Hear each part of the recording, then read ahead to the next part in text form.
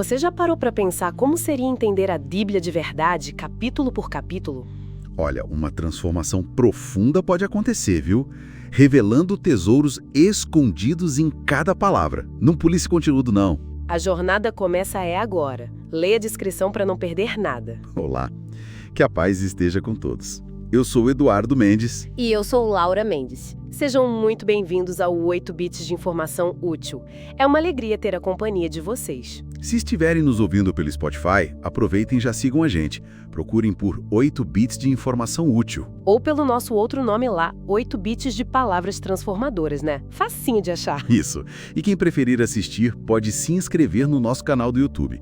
Os links, estão sempre na descrição. Hoje a gente está começando algo muito especial, sabe? Uma jornada completa pela Bíblia Sagrada. Vamos analisar capítulo por capítulo.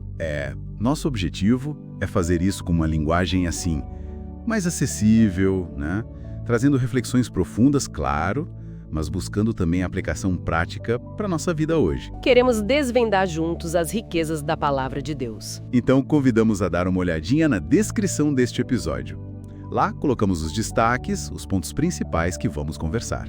Ajuda a acompanhar, viu? Que Deus abençoe este nosso tempo juntos. Vamos então mergulhar no último livro do Antigo Testamento, Malaquias. Vamos lá. Malaquias começa de um jeito bem impactante. Primeiro, Deus declara o amor dele por Jacó, por Israel, né? Fazendo um contraste com Esaú. Sim, tá lá nos versículos 2 e 3. Mas logo em seguida vem uma repreensão e bem séria. Direcionada aos sacerdotes, principalmente, Deus pergunta, tipo assim, se eu sou pai, cadê minha honra? Se sou senhor, cadê o temor? Eles estavam desprezando o nome de Deus. E como, né? O texto fala que ofereciam pão imundo no altar, animais cegos, coxos, doentes. Pois é, ofertas cheias de defeito que eles não teriam coragem de jeito nenhum de dar para um governador da época. Chamavam a mesa do Senhor de desprezível. Tá lá nos versículos 7, 8 e 13. É um chamado muito forte sobre a qualidade da nossa adoração, da nossa entrega, né? Deus não aceita o resto, o serviço feito de qualquer jeito. Exato. Versículos 10 e 14 deixam isso claro. Mas apesar disso tudo, ele afirma que o nome dele ainda seria grande entre as nações.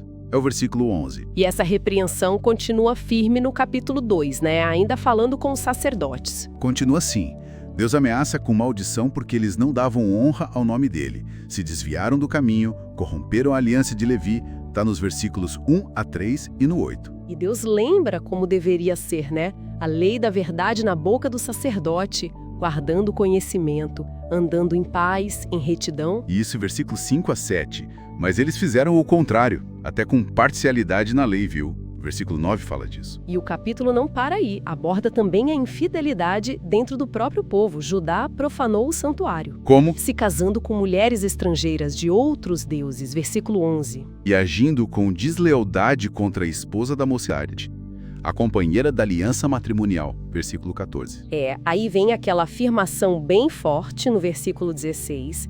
Deus odeia o repúdio, o divórcio. E o capítulo termina com uma queixa do povo, quase uma reclamação, dizendo que Deus parecia não se importar, que os maus prosperavam. Versículo 17. Isso prepara o terreno para o capítulo 3. Exatamente, onde surge uma promessa poderosa, a vinda do mensageiro da aliança, o próprio Senhor que viria ao seu templo para purificar. Purificar como?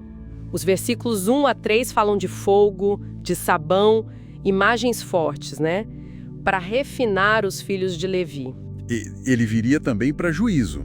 O versículo 5 lista várias práticas. Feitiçaria, adultério, juramento falso, opressão aos trabalhadores, às viúvas, aos órfãos, aos estrangeiros.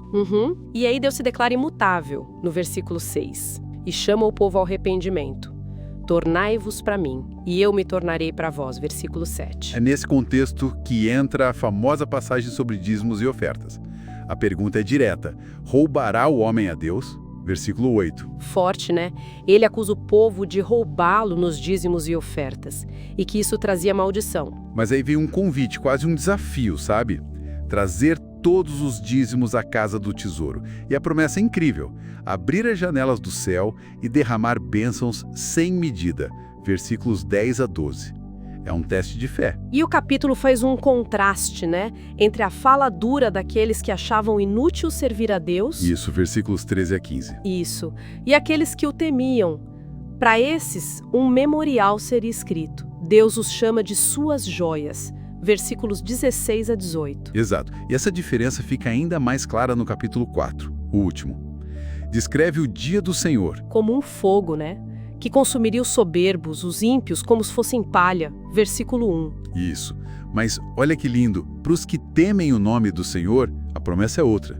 Nascerá o sol da justiça, trazendo cura em suas asas. Versículo 2. Que imagem de esperança. Vitória sobre a impiedade, está no versículo 3. E tem uma exortação final. Lembrar da lei de Moisés, versículo 4. E a profecia do envio do profeta Elias antes do grande e terrível dia do Senhor. Sim, para quê? Para converter o coração dos pais aos filhos e dos filhos aos pais. Evitar a maldição sobre a terra. Versículos 5 e 6.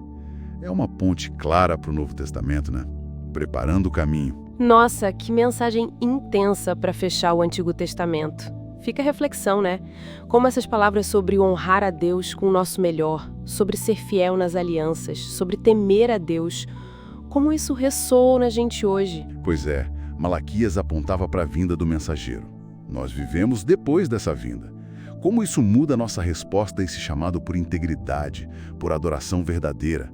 Fica para a gente pensar. Pensem nisso. Foi muito bom começar essa jornada com vocês. Esperamos vocês no próximo encontro, continuando nossa análise bíblica. Fiquem na paz.